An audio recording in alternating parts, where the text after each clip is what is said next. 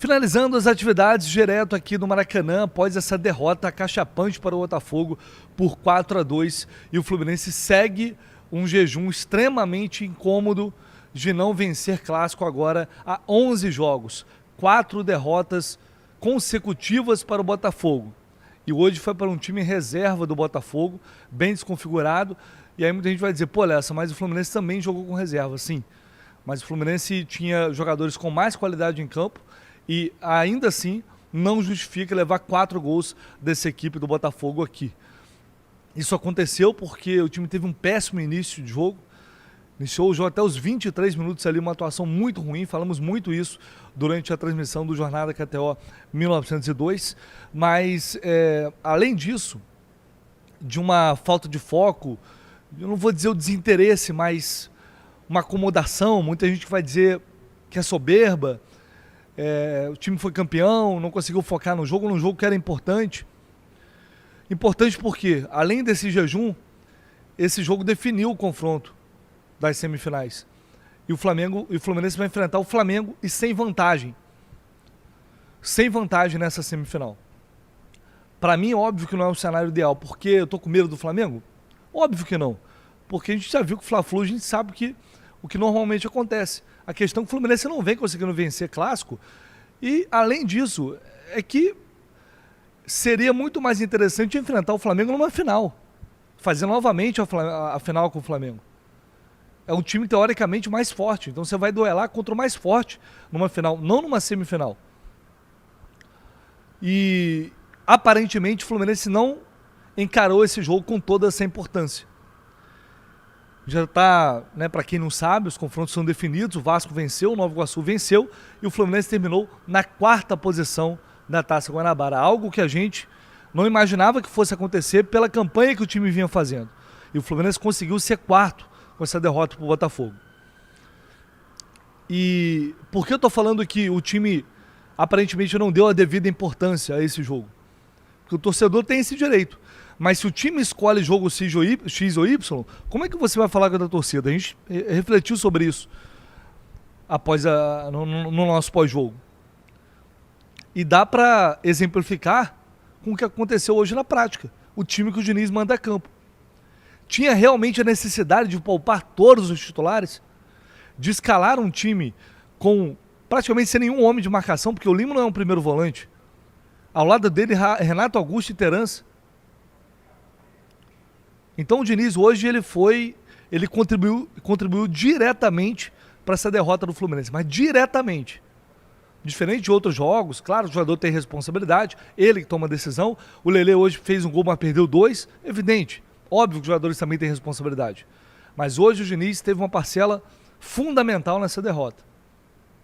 Assim como ele já teve em outras tantas vitórias. Hoje ele foi muito mal.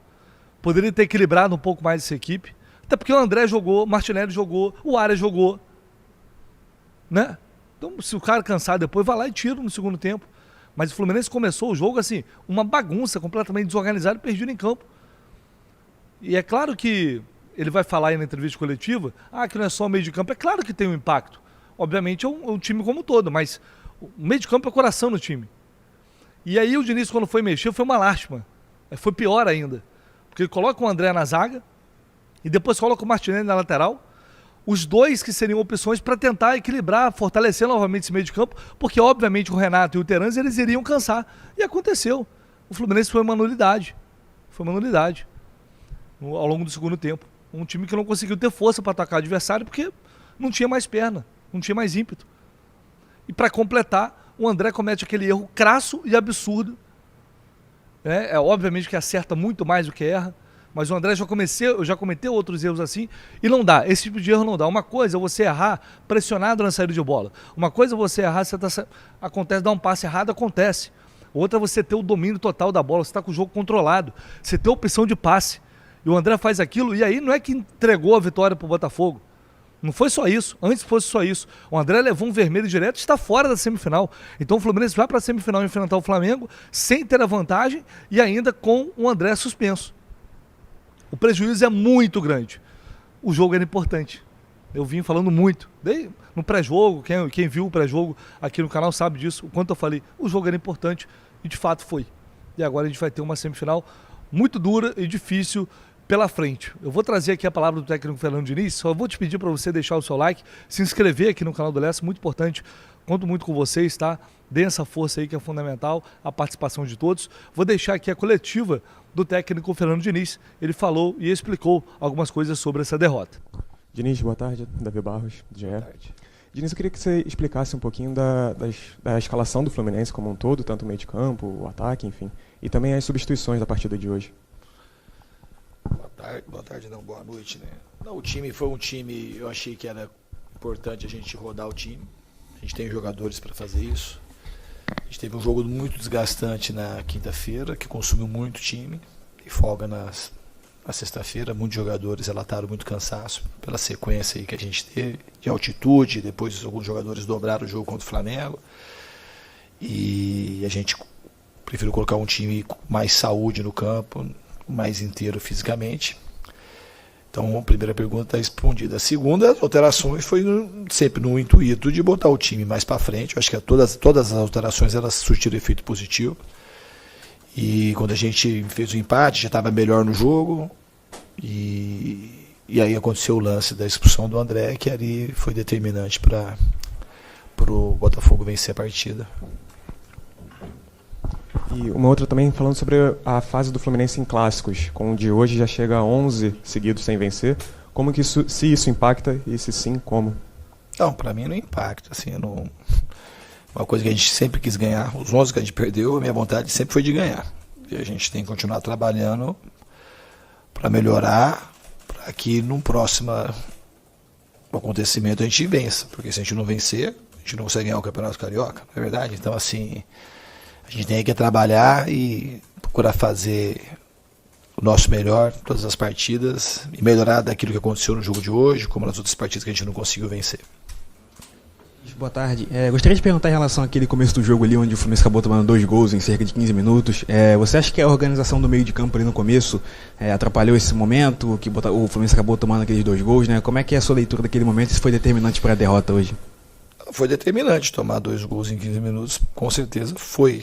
Poderia não ter sido também, né? Se a gente não tem a expulsão, com o volume que a gente estava de imposição, a gente teria a chance de virar, podia ser uma virada histórica, a gente estaria fazendo outro tipo de pergunta. Mas eu acho que os gols, o Botafogo entrou muito mais ligado do que a gente no jogo, e não tem nada a ver com o meio de campo. Eu não tenho essa departamentalização do jogo. Uma coisa tivesse perdido, não tivesse vencido o time do LDU, ia falar porque o time foi muito mais para frente, ou porque os caras entraram mais experientes e baixou a rotação. Então assim, a gente fica justificando o resultado. Então não tem a ver com o meio de campo, tem a ver com o time como um todo entrou desligado e o Botafogo merecidamente soube aproveitar. E também não quero tirar o mérito da vitória do Botafogo, que eles tiveram mais ímpeto e mais fome de vencer a partida do que o Fluminense no jogo de hoje. Bom, infelizmente na entrevista coletiva, hoje, surpreendentemente, o Diniz falou muito rápido, normalmente demora, hoje ele falou muito rápido. Quando eu desci, a coletiva já tinha acabado, não tive chance de perguntar, né? Só para explicar aí a vocês. E é isso, então, agora é aguardar primeiro jogo, resta saber se vai ser no sábado ou domingo, deve ser no domingo, até por ser o clássico, certamente será no domingo, primeiro jogo da semifinal, vamos ver o que vai acontecer. Enfim, o Fluminense não começou o ano bem, não vem fazendo bons jogos. É claro que tem a questão da altitude, do desgaste, não estou falando que não tem. Tanto é que alguns jogadores nem foram relacionados hoje. Mas os que foram relacionados, poderia ter mesclado um pouco mais, pelo menos no meio de campo ali, ou o André ou o Martinelli, para não desarrumar tanto o time. Porque você coloca o meio de campo desse, desculpa, você está desafiando o futebol, você está subestimando o jogo. É a minha visão. Querendo ou não, mesmo não tendo essa intenção, você acaba subestimando o jogo. É demais. Vou trazer também a palavra do John Kennedy aqui, que ele falou após esse jogo, também falou sobre o pênalti, né? Ele pediu para bater, o John Ares, que é o cobrador oficial, deixou o John Kennedy bater, deu tudo certo, ele fez o gol, ele falou um pouquinho sobre esse jogo também. John Kennedy, boa noite, Marcelo Lins da TV Globo. Queria que você falasse ali do pênalti, né? Que era um momento bem crucial da partida e eu acho que tem que ter muito sangue frio para bater do jeito que você bateu, acabou sendo bonito, eu sei que o resultado não foi que você esperava, mas eu queria que você falasse um pouco sobre isso. Eu venho treinando bastante, bater dessa forma. Já tinha falado ontem que se tivesse um pênalti, eu ia bater assim. Fui feliz, Fui feliz, teve o pênalti, eu bati da forma que eu tava treinando. Tava confiante e deu tudo certo. John Kennedy, boa tarde, Davi Barros, do GE.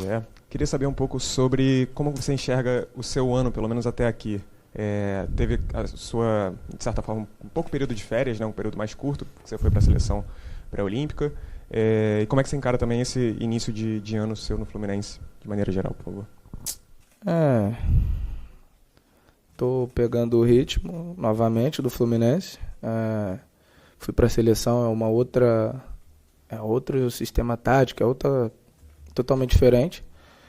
Mas, no geral, estou me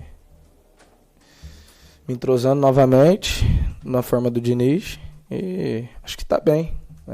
Estou começando a pegar o ritmo novamente. Daqui a pouco desanda. Vou bem, começo a fazer meus gols, começo a jogar bem de novo. Otacá, boa noite. A decisão ali na hora, no momento do pênalti, foi você que pediu ou o próprio Aras que deu a bola para você bater, só para a gente poder entender melhor, porque normalmente como o Aras está em campo, normalmente ele é quem cobra, né? E no seu posicionamento ali com o Lelê, a gente já viu algumas partidas de vocês dois juntos ali no ataque. Por vocês terem características semelhantes, às vezes atrapalha um pouco a movimentação de ocupação do mesmo espaço, às vezes o Lelê está ali, você chega também, é uma coisa que precisa ser trabalhada com o tempo, vem com o entrosamento?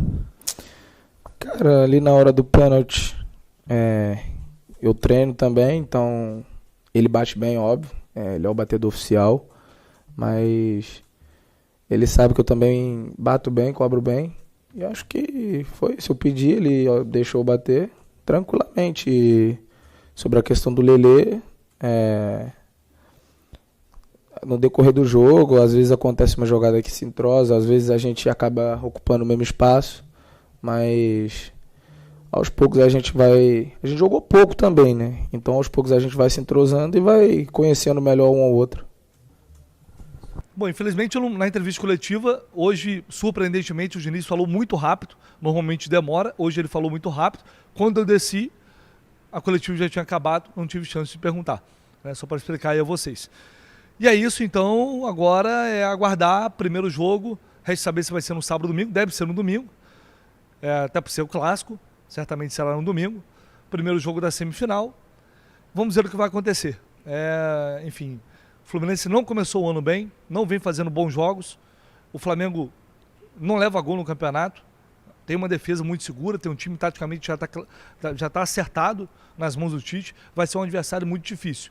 Mas eu sempre acredito que essa equipe do Fluminense tem capacidade de superar, tem capacidade de reação, e eu estou apostando que a chave vai virar no momento certo. E tomara que seja nesta semifinal de Campeonato Carioca. Beleza, galera? Deixa isso no comentário, se você acha, enfim, que vai ser pior enfrentar o Flamengo agora ou não, se o Diniz acertou ou não, o que você quiser, é só deixar no comentário, é sempre muito bem-vindo. Se inscreva aí no canal do Lessa, tamo junto, um abraço e a gente volta assim que possível com mais informações.